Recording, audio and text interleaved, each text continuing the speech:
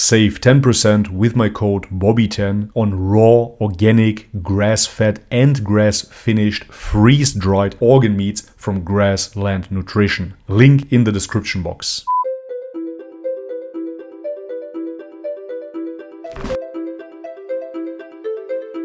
Alright guys, welcome back to the channel. If you're new, my name is Bobby. Guys, finally we're gonna react to the Army of Satan series by Rational Believer. Since I started doing Islamic reaction videos, I've been getting requests on a daily basis to finally react to the Army of Satan series. Today, obviously, we're gonna start with part 1. If you guys enjoy this series, I will continue with all the other following parts. Please let me know in the comment section if you want me to continue, and if so, of course, leave this video a thumbs up to support the channel. With no further ado, let's have a look.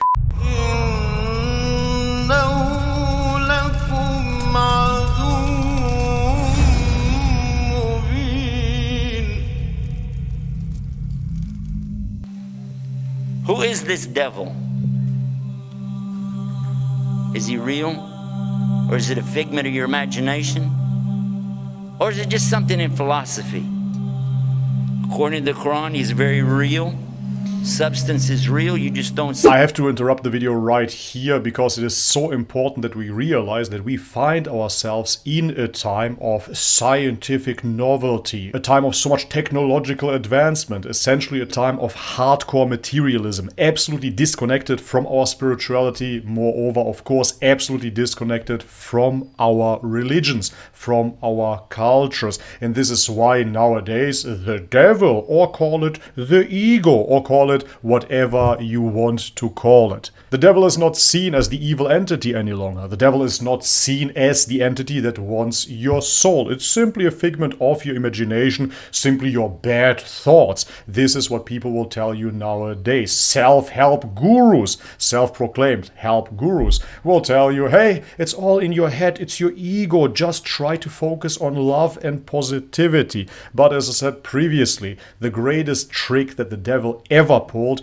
is that he convinced us to believe that he doesn't exist. See it? He lived before us, he's still alive today. That's an amazing subject right there, isn't it? That's amazing. Yep. The word shaitan is derived from the root shaitan, means impure and base. Shaitan refers to an entity that is rebellious, irrespective of whether it is of humans or jinn. It is also said that it means a nefarious soul who is distanced from Allah subhanahu wa ta'ala and from the truth. Makes sense. So shaitan is in both forms, the jinn and the humans, as Allah subhanahu wa ta'ala says.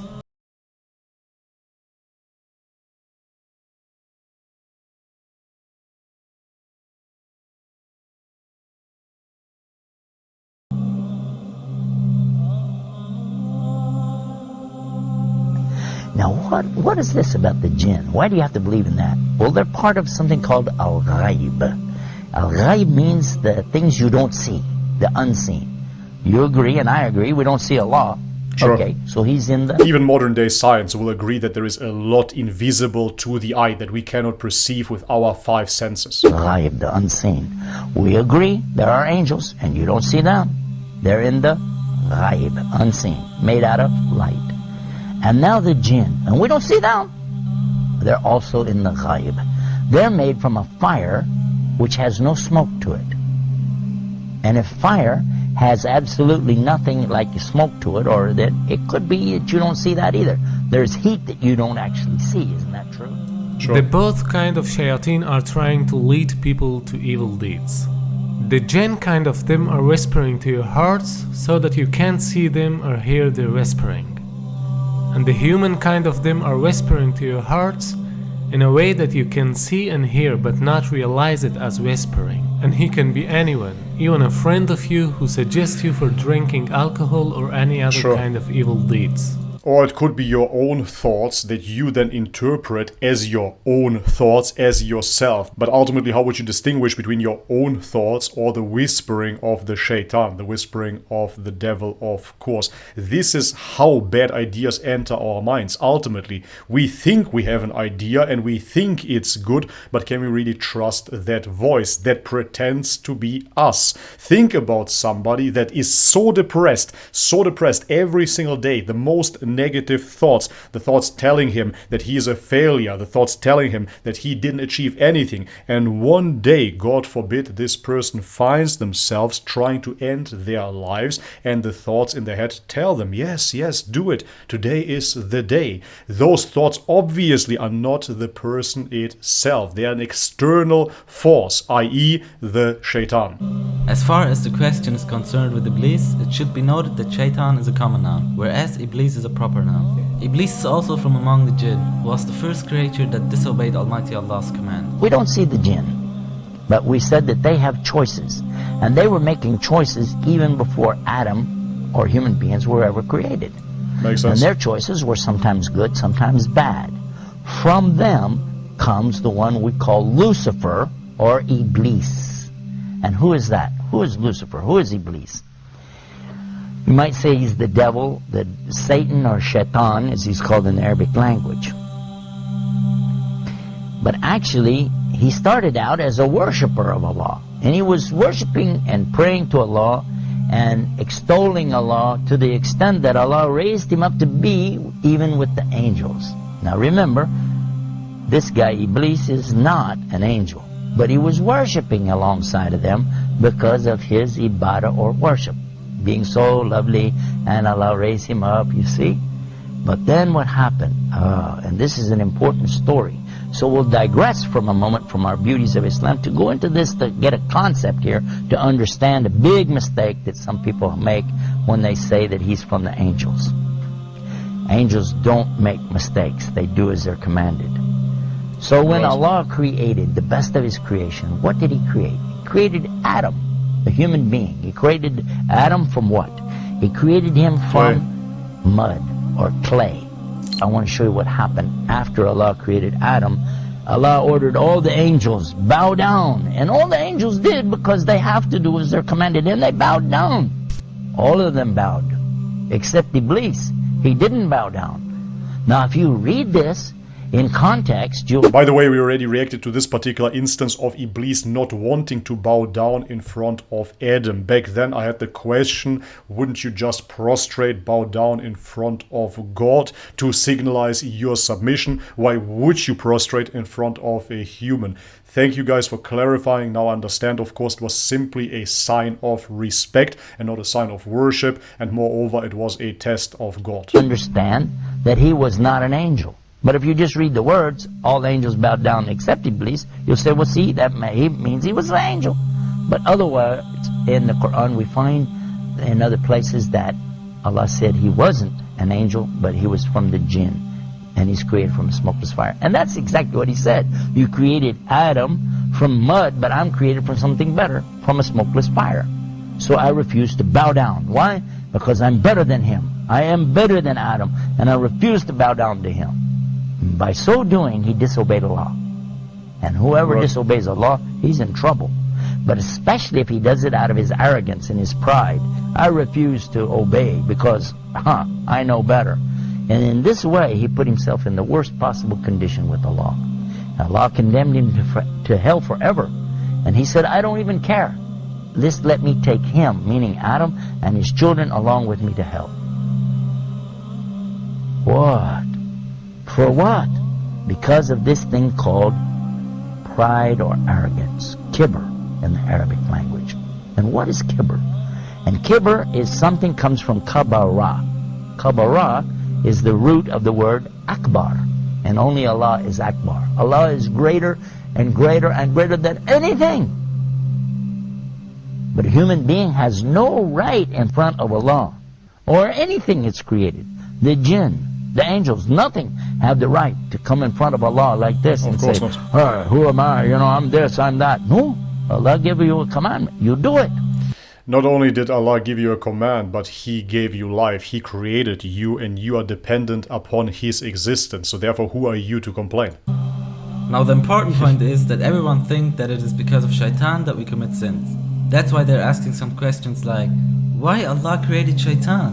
Or why Allah didn't finish shaitan so that we wouldn't commit sins? Exactly, this is essentially the question of evil. This is what atheists will always ask. If there is a God, why is there evil in the world? Why do people have to die? Why is there so much suffering? Of course, if you really look into the atheist ideology, the atheist theology, I might say, you will find, of course, no basis for that claim. Because within the atheist perspective, there is no good and evil, and hence there is no suffering anyways. There is just existence, evolution, and when we die, the lights go off. There is no moral implication. There is absolutely no reasoning to then claim, ooh, bad, evil God. In your worldview, there is no evil, yet again. But anyways, as I said, this is the question, of course, that we propose to religion, even from a philosophical standpoint, the question of evil. And I'm really curious to find out about the Islamic perspective here. Here's a misunderstanding. Shaitan cannot do anything more than whispering. To make it more clear, let's ask a question. Before Iblis became Shaitan, there was no other Shaitan, right? So who told Iblis to disobey Almighty Allah's command? Here's Himself. the point. There was no Shaitan before him. He did it because of his nafs. Suppose that even if there was no shaitan, still we'd have nafs. So we'd commit sins. Because this world is a test for the mankind and the jinn kind. Now same as the case with Iblis, he is also in this test because he is a jinn and he has nafs. So Allah subhanahu wa ta'ala didn't create him as shaitan, rather he himself chose to be shaitan. Not only Iblis but all the other shayateen are choosing to be shaitan by disobeying Almighty Allah's order. This is something that I do not truly understand. So he disobeyed because of his nafs, which is the sins, right? So he already had sin within him to disobey Allah. But this kind of reminds me of the original sin claim within Christianity. I do not fully understand this claim here, so please let me know in the comment section what it means. Now, what happened next? Well, that's when Allah told Adam that he could have anything that he wanted in all of the paradise. Go ahead, enjoy. But there's one tree, don't eat from it. Right. Of course. You know what's going to happen. And the devil came to him and to Eve and got them to eat from that tree. And they were cast down because of that. But Allah knew from the beginning they would eat from it. That's why Allah put it there. Because this life, and this is the whole reason for me telling you this story, so you can get this one beauty of Islam, to understand this one thing. This life is nothing more than a test. The obvious point is that Iblis was the first of all shayateen. Therefore, he is the leader of them. And all shayateen are tools for this test, even though they are also giving test. The origin. Alright guys, and this is it for today's video. I expected the video to be a little bit longer and a bit more explanatory. Nevertheless, it wraps it up by saying, hey listen, the explanation to all evil, the explanation to Iblis, the shaitan of the shayateens, is essentially that this is a test. This of course makes logical sense, and moreover it resonates with me personally because this is how I perceive life. I do not see life as something fluffy, something always nice and kind. I see life as nature is, ultimately very, very brutal, and only gives us something back if we give it our all. This is really how I see life. This is how I experience life. Only when I give it my all, only if I am willing to sacrifice something, if I'm willing to step above my ego, if I'm willing to step above and beyond, only then I will get a reward. This is ultimately truly what religion should bring us to. Understanding that we have a bunch of desires, understanding that we are very, very flawed creatures, and understanding that not everything that feels good must therefore be good. I always give the example of my son. I'm a father, my son is 1.5 years old. I could simply follow his desires, appeal to his desires, and give him candy all the time. Ooh, how loving this world is, how beautiful this world is. He would suffer the consequences in getting obese. obese, getting sick, God forbid. I, as a father, have to take responsibility over his life, but I have to take responsibility over my life as well, of course. I have to understand what are my desires, what is better for my path, what is better for my family. Is it better for me to come home, sit on the couch, watch TV? Is it better to go to the gym? Is it better to work? Is it better to go to jiu-jitsu? Is it better to be productive? Is it better to help somebody? Or is it better to go out and cause some trouble? We all know the answer to that, but ultimately we fall prey to our own desires. Why? Because we listen to the thoughts in our head. I believe that is an absolutely beautiful practice to clear your thoughts, be that through prayer or in certain instances some types of meditation or simply sport. Just get out of yourself, try to overcome your thoughts. I remember back in the day, people would always ask me, hey, what should we do first? Should we have a coffee? Should we eat something first? Should we think about certain things? This was back in the day when I was traveling throughout Australia, and I would always tell them, no, let's go to the gym first. Why? It wasn't only because of the exercise, it was because like this, I knew after that I will have a calm mind. After that, I battled my demons ultimately, and I have no thoughts. Like that you can finally focus on what is right and not what is deceiving you consistently. Moreover, I have to say that this is something that I really respect within Islam, that you have the 5 prayers, that you have to wake up so early to the Fajr prayer. So ultimately, you set yourself up to success. You already start the day with praying early in the morning before you could do anything, potentially anything evil. You start good. You start by praying. This is absolutely beautiful and ultimately should keep you on the straight path. Alright guys, but this is it for today's video. If you liked it, leave it a thumbs up. If you haven't subscribed already, guys, please do so. As I said, if you want me to continue watching the Army of Satan series, then let me know in the comment section that you enjoy my reaction videos. Moreover, if you want to support the channel, all the links are in the description box below. Alright guys, but this is it. As always, may God bless you all. Much love and peace.